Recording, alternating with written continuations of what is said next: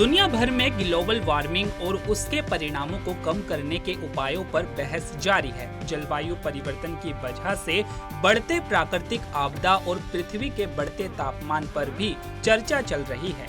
बीते साल पूरा यूरोप हीट वेव से जूझ रहा था। इस बीच एक रिपोर्ट में इसे लेकर चिंताजनक आंकड़े सामने आए हैं। सोमवार को प्रकाशित Barcelona institute for global health की एक रिपोर्ट के अनुसार 2023 में यूरोप में भीषण गर्मी की वजह से 47,000 से अधिक लोगों की मौत हो गई। रिपोर्ट में बताया गया है कि दक्षिणी यूरोप सबसे अधिक प्रभावित रहा।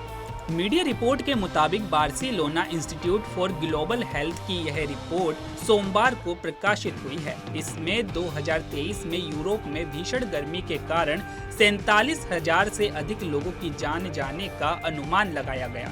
इसी के साथ गर्मी के सबसे ज्यादा यूरोप के दक्षिणी देशों में प्रभाव डालने की बात कही गई।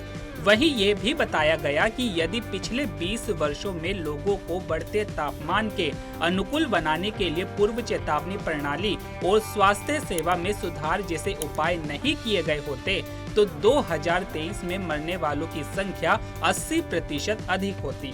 शोधकर्ताओं ने 35 यूरोपीय देशों के मृत्यु और तापमान रिकॉर्ड का इस्तेमाल किया। उनका अनुमान है कि 47,690 लोगों की मृत्यु उच्च तापमान से संबंधित कारणों से हुई। ग्रीस, बुल्गारिया, इटली और स्पेन गर्मी से संबंधित सबसे अधिक मृत्यु दर वाले देश थे। IS ग्लोबल की शोधकर्ता और अध्ययन की प्रमुख लेखिका एलिसा गेलो ने कहा कि हमारे परिणाम दर्शाते हैं कि वर्तमान शताब्दी में उच्च तापमान के प्रति सामाजिक अनुकूलन प्रक्रियाएं किस प्रकार रही है, जिसके कारण हाल की गर्मियों में गर्मी से संबंधित संवेदनशीलता और मृत्यु दर में नाटकीय रूप से कमी आई है, विशेष रूप से बुजुर्गों के बीच।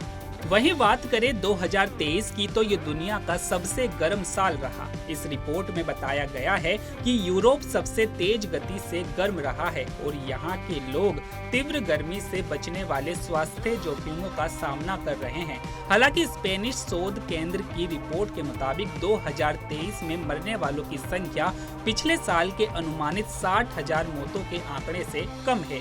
ये दावा किया गया है कि पिछले 20 सालों में लोगों के बढ़ते तापमान के अनुकूल बनाने में मदद करने के लिए किए गए उपायों की वजह से यह मौतों का आंकड़ा 80% कम हुआ है।